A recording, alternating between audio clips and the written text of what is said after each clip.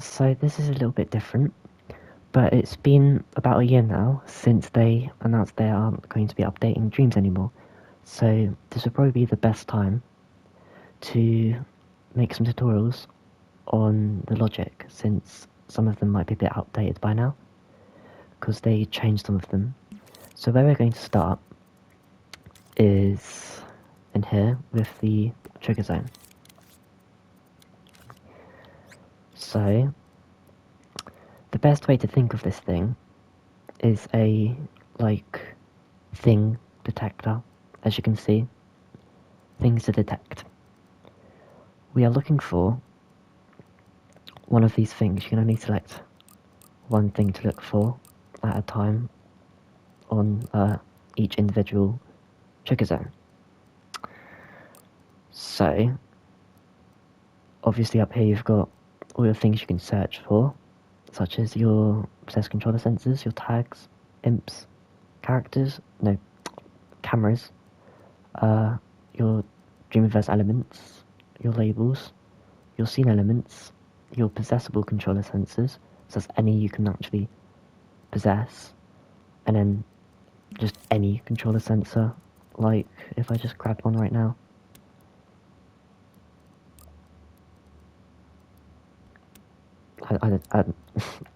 Okay, I don't really know how to use that one. We'll just ignore that. So down here, we have the name to detect. So the best one to use out of these for this example would be the tag. So I haven't put a name here, so that I'll just search for this, because there's no name.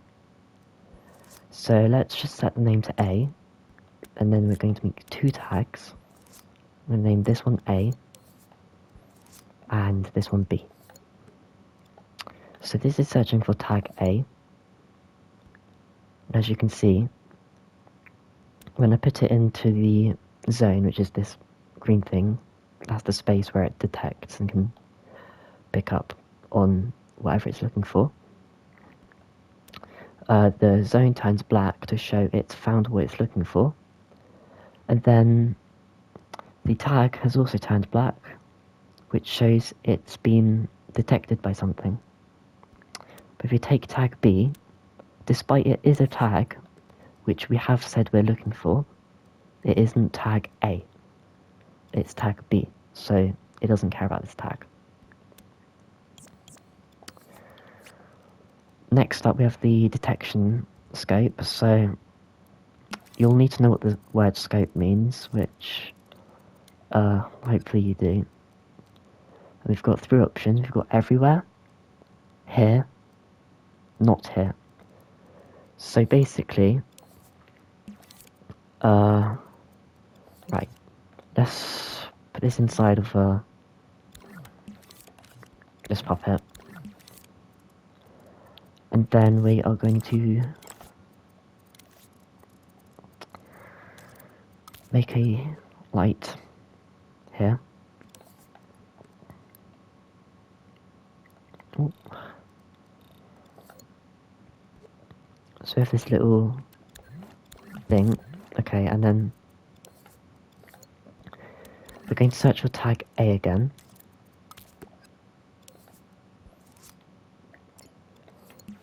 Let's make two puppets actually. Okay.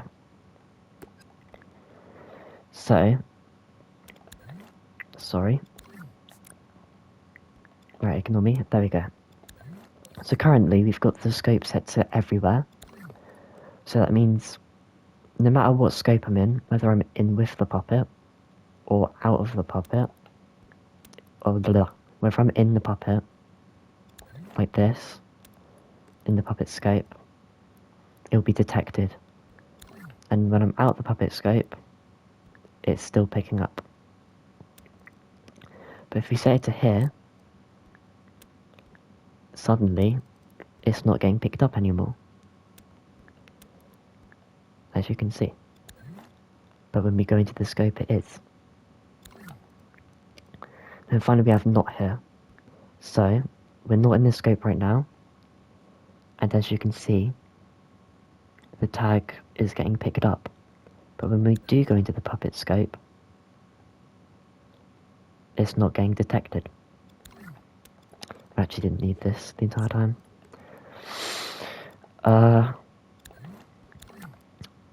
Next, we have the number required. So, get rid of that. And we will keep that. I'm just going to make this zone a little bit smaller. Alright, so let's make 3 tag A's. So as you can see, we've got it set to 1. So that means it only needs... What have I done? There we go. It only needs 1 tag A, to activate and turn on the light, as you can see. If we set it to 2, now as you can see the light has turned off. But once I put 2 in there, it activates. And then if I put 3, it's still active. And then of course I can set it to 3, and it will require 3, and then so on and so forth. But then also, if you slide it all the way to the left, you'll get an answer that says all, or an option I mean. So, instead of thinking, how many tags do I have in my scene? Let's just do this.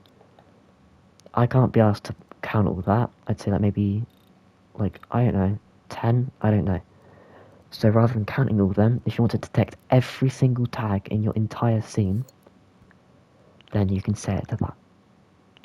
And as you can see, it requires every single one of them to be active. So, next we have the number detected. So, that will require, I think it needs this one as well. But basically, as you can see, yeah, as you can see, you'll need to have it to the maximum amount of tags you're looking for. But as you can see, when I put in 1 tag, it says 1's been detected. When I put in 2, 2's been detected, and 3. Next we have the Dreamiverse element to detect. So basically,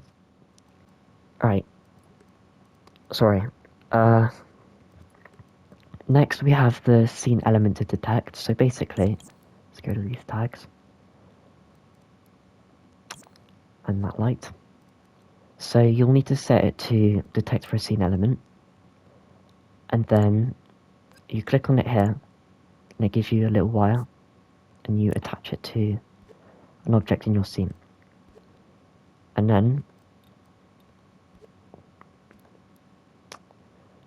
oh, that's why. There we go. As you can see, it searches for that cube, and I can make another cube. It doesn't care about that. Could even make a cone. It doesn't care about that. But you can make more than 1 wire, so it can search for anything you've put the wire into.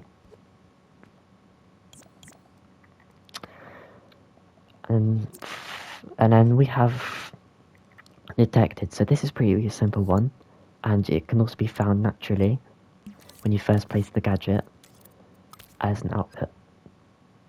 And basically all that does is that just outputs a signal once all the requirements have been met and it's detected something.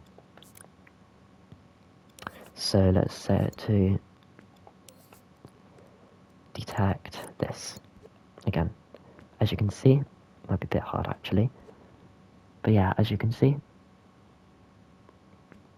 it's outputting a signal to this light. And then finally, we have consider players, which basically, that one's a bit more complex, but that basically takes into the account of like which players it's coming from, but you probably won't be using that much.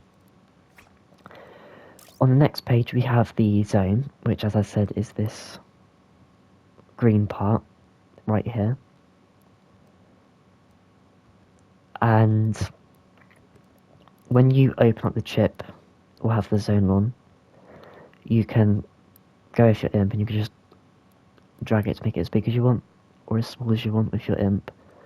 Though if you want to be more technical, you do have a slider here which does the same thing. And then here we have the zone shape. We have some different shapes to choose from. And you'll see that some of them are lopsided, so you might want to use some tools to straighten it, like that. And then you'll notice that there's one that's a bit different, which looks a bit like an internet thingy. And that one's called scene, and basically what that means is that no matter where in your scene the thing it's searching for, if it's there, it will be detected. Now you'll also notice with the zone is that when you're in the chip, you'll see this little thing, these little arrow symbols. You can grab that and do this. You can move the zone away from the chip. So this could be useful if you want the chip somewhere else, although the zone is proportional to the actual trigger zone. So when you make it smaller, this will also get smaller and then bigger as well. But also when you move the actual trigger zone, the zone will also move in its own space. So also on this page, you'll see zone Falloff. So typically,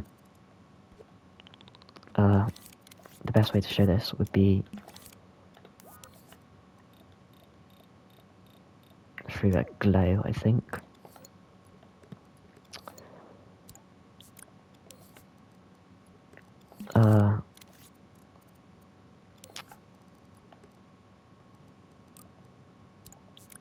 There. So usually, as you can see, when using the trigger zone, it outputs like either an off or an on. Off, on, off, on. But with the zone Falloff, you can make more of a fading effect. So this might be a bit hard to see with the zone on. As I move it closer, you can see it's very gradual, but the cube is slowly fading, and as it gets closer, the glow gets more intense, and as you can see even on the chip, it fills up. The closer the object is, the more it fills up until it's completely active once it's properly in the actual zone. And then it also decreases. So that's a way to add more like a gradual effect rather than just on or off. Then on the last page, we have, so the detection mode, we have visible, hidden, and both. So what this means is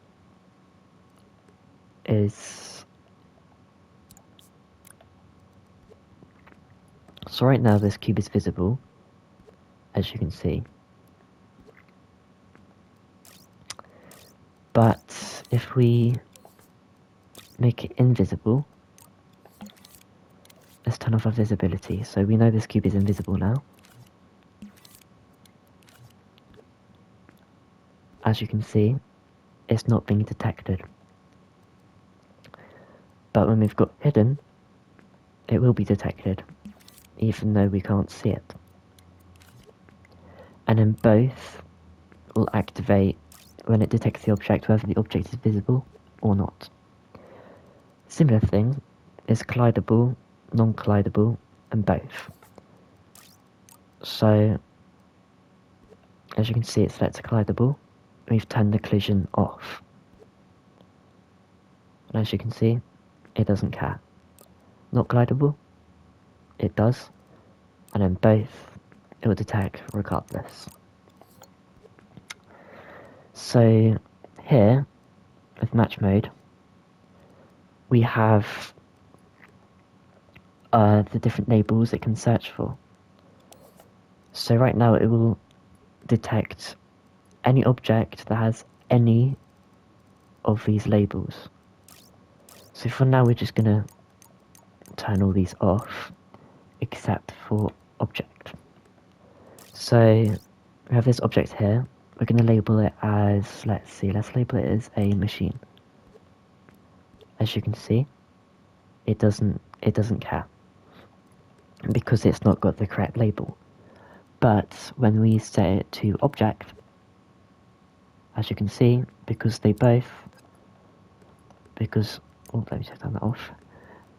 We are looking for an object labeled object. As you can see, this square, or cube rather, it is labeled as object. But then we've got another thing up here that says all selected. So we also have a label for, I don't know, machine. As you can see, this is labeled as object, which is one of the labels we're looking for, but it's not all of them. We are also looking for a label called machine. So let's make the cube both object and machine.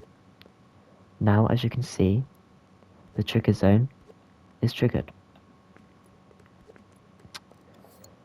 So that's essentially all you need for the trigger zone. You've also got the power down here, but that's pretty straightforward, on and off. But yeah, that's it really. So thanks for watching, if you did, and see you next time, I suppose. Bye.